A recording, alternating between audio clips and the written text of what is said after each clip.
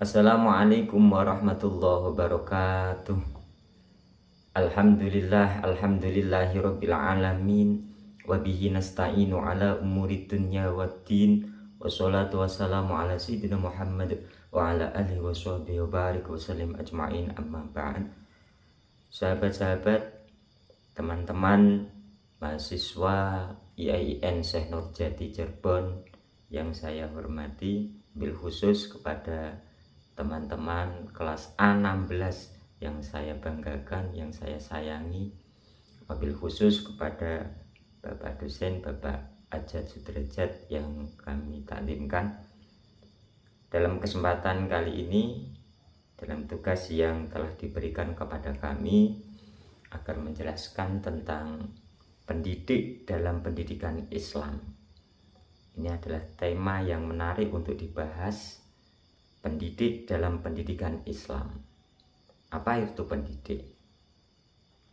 Nah, pendidik dalam pendidikan Islam, kata pendidik itu diambil dari kata didik.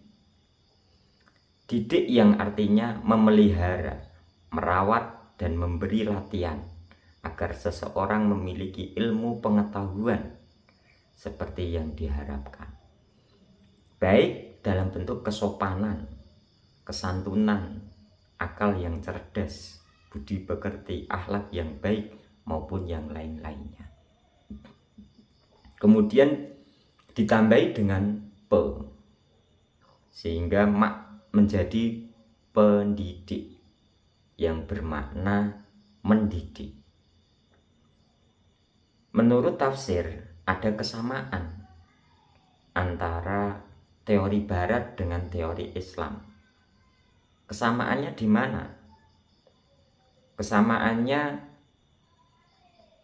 di guru adalah pendidik. Guru adalah pendidik. Ini kesamaan menurut teori barat ataupun Islam. Tapi di kalangan masyarakat kita yang diketahui bahwa guru itu mempunyai tugas, yaitu mengajar ataupun mendidik. Jadi kalangan masyarakat kita menganggap bahwa guru itu lebih am dan pendidik ini lebih khas. Dan ini merupakan salah satu tafsir, dalam artian ada sebuah perbedaan-perbedaan para ahli tafsir. Kemudian ada istilah-istilah pendidik dalam pendidikan Islam. Istilah-istilah apa? Bahasa-bahasa apa yang digunakan dalam pendidikan Islam? Yang pertama adalah murabbi. Kedua ada mu'allim. Yang ketiga ada mu'addib. Yang keempat ada mudaris. Yang kelima ada mursyid.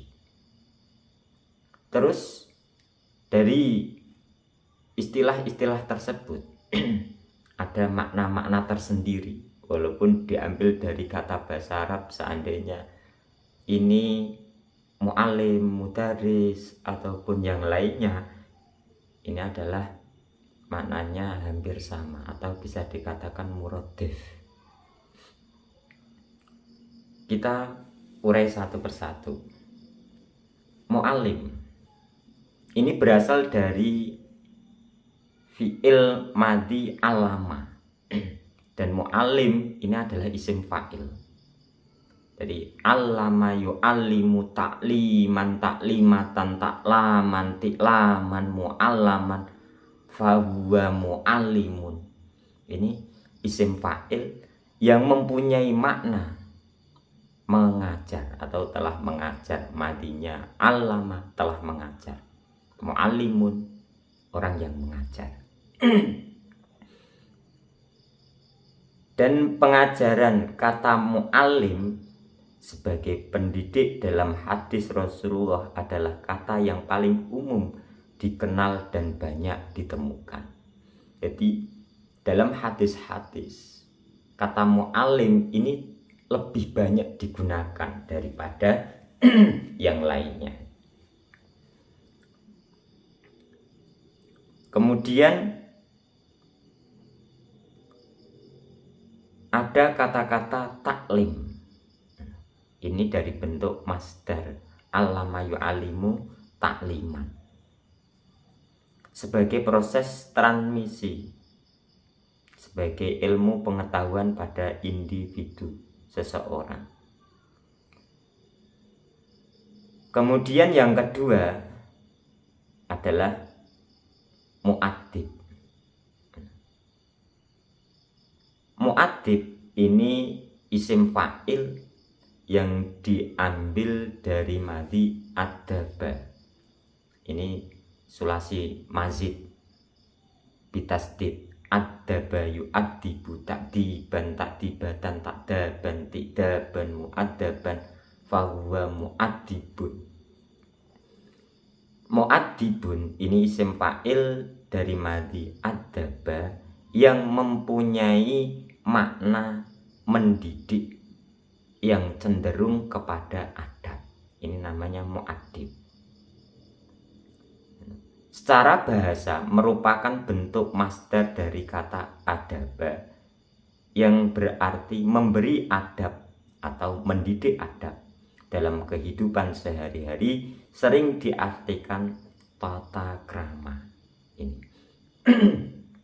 berarti mu'addib ini adalah orang yang mengajarkan kepada anak didiknya yang cenderung ataupun tertentu pada budi pekerti atau adab. Ini namanya mu'addib. Jadi ketika ada orang yang mengajarkan akhlak, entah itu kitab-kitab akhlak apa yang digunakan, buku-buku akhlak yang digunakan, maka bisa saja itu disebut adalah mu'addib dalam istilah pendidik Islam. Kemudian yang ketiga yaitu mudaris. Mudaris ini juga isim fa'il dari kata atau madi darrosa yudarisu tadrisan tadrisatan tadrosan tidrosan mudarrosan fahuwa mudarisun. Berasal dari madi darrosa. Secara terminologi, mudaris adalah orang yang memiliki kepekaan intelektual dan informasi, serta memperbarui pengetahuan dan keahlian secara berkelanjutan. Ini mudaris, mempunyai kepekaan, cenderung mendidik agar anak atau siswa ini menjadi orang yang cerdas akalnya,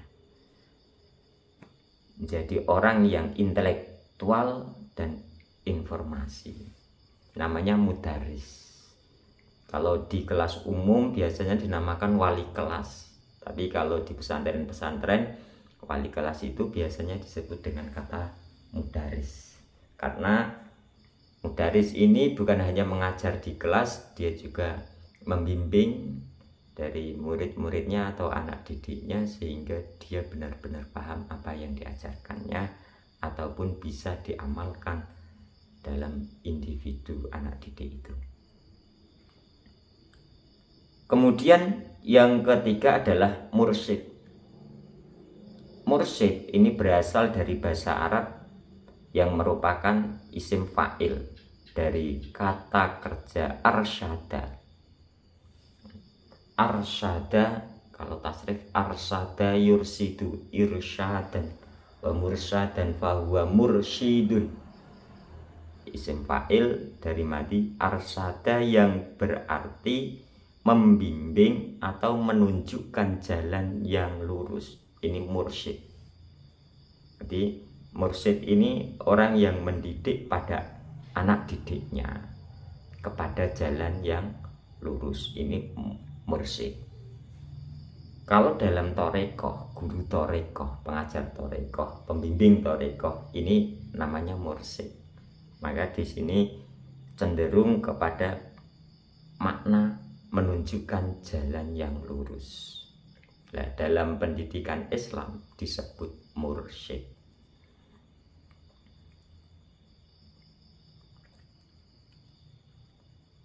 para mursyid dianggap golongan pewaris Nabi. Nah, jadi para mursyid ini dianggap pewaris para nabi ya, karena beliau ini termasuk orang yang membimbing kepada jalan yang menuju Allah. Ini selanjutnya yang ketiga, yang selanjutnya adalah kedudukan pendidik. Kedudukan pendidik dalam perspektif Islam. Pendidik dalam perspektif Islam ini bisa dinamakan bapaknya rohani. Bapaknya rohani atau orang yang memberikan makan terus terhadap ruhnya. Ini dalam perspektif Islam. Sehingga sebutan-sebutannya adalah mu'alim, kemudian ada mudaris, kemudian ada murabbi, kemudian ada mu'addib, kemudian ada mursyid. Ini adalah sebutan-sebutan yang menuntun semuanya ini cenderung kepada hatinya. Sehingga di sini dikatakan secara perspektif Islam, pendidik adalah bapak rohani bagi peserta didik yang memberikan ilmu, pembinaan akhlak mulia dan memperbaiki akhlak yang kurang baik. Kemudian kedudukan tertinggi pendidik dalam Islam tertuang dalam teks, yaitu jadilah engkau sebagai guru. Ini kalau tidak salah dalam kitab Ta'limul Muta'alim dijelaskan kun aliman au muta'aliman au sami'an au muhibban wala takun khomisan. Yang maksudnya ini kun aliman. Kenapa kun aliman? Karena begitu mulianya menjadi orang yang alim, orang yang mempunyai ilmu, yang mau mengajarkan ilmunya, sehingga akan masuk kata istilah ke-5 yang dibahas di atas tadi. Itu mulia sekali. Jika tidak bisa menjadi seorang mu'alim, maka jadilah orang muta'alim, orang yang mau belajar. Jika tidak mau mengajar, tidak bisa mengajar, maka belajarlah. Mengajar tidak bisa, belajar tidak bisa, maka dengarkanlah apa yang dikatakan oleh pengajar, apa yang diterima oleh pelajar. Ini dengarkan. Jika tidak bisa, maka jadilah muhibban, orang yang senang terhadap mu'alim atau orang alim, atau orang yang muta'alim, orang yang belajar. Ini termasuk menuntun kita menjadi orang yang benar. Jangan menjadi orang yang kelima, yaitu orang yang tidak senang, cenderung merusak terhadap atau membantah, membangkang apa yang dikatakan oleh orang alim, akan membuat rusak kita sendiri. Saudara-saudara, teman-teman yang saya hormati, kemudian fungsi pendidik terkait dengan hal tersebut mungkin dapat disepakati bahwa guru tetaplah memegang peranan yang penting dalam proses pendidikan. Fungsi seorang pendidik, guru atau mudaris, mu'alim dan yang lainnya ini mempunyai fungsi yang penting dalam masalah pendidikan. Karena fungsi mereka adalah menuntun kepada anak didik mereka menjadi orang-orang yang intelektual tapi religius, menjadi orang yang pandai, cerdas tapi berakhlak mulia. Untuk selanjutnya, karakteristik pendidik ideal. karakteristik pendidik ideal itu yang bagaimana?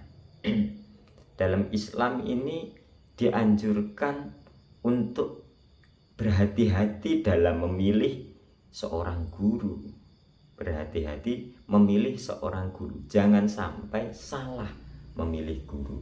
Sampai salah, maka amaliyah kita pun, perbuatan kita pun, pekerjaan kita pun akan menjadi salah. Maka sanad guru itu penting. Yang pertama adalah harus alim, mempunyai ilmu yang luas.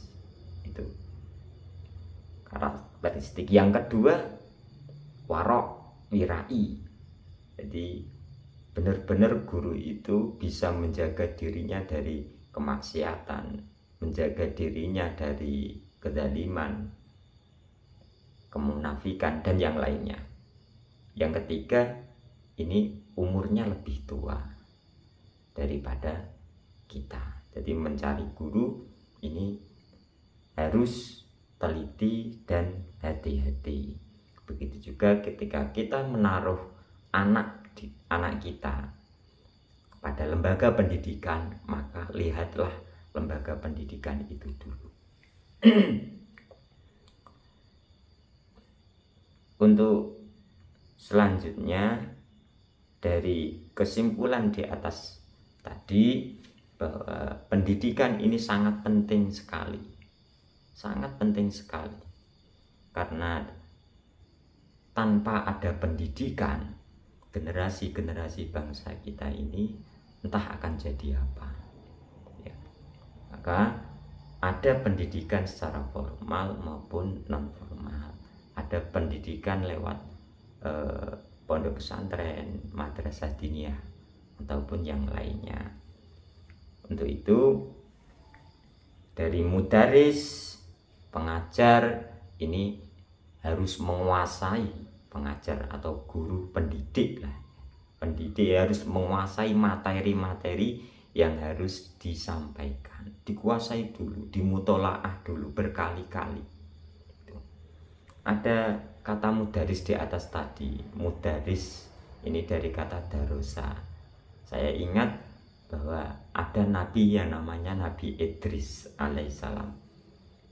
Beliau itu, nama Nabi Idris ini bukan nama asli, melainkan nama lakop beliau. Nama aslinya adalah Akhnuh.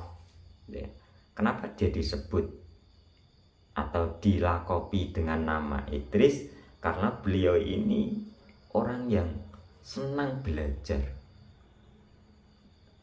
senang mengulang pelajaran, senang membaca. Ini Nabi Idris, sehingga disebut dengan Idris. Idris darosa. Orang Jawa mengatakan darosai deres. Deres itu mengulang pelajaran. Jadi diajarkan, diberi kitab, diajarkan oleh Allah, kemudian diulang-ulang lagi oleh Nabi Idris ini. Teman-teman yang saya hormati, kiranya itu yang saya sampaikan. Kurang lebihnya mohon maaf yang sebesar-besarnya. Mungkin bisa ditambahi atau dikoreksi dari apa yang saya sampaikan ini. Banyak salahnya mohon maaf. Akhirul kalam. Assalamualaikum warahmatullahi wabarakatuh.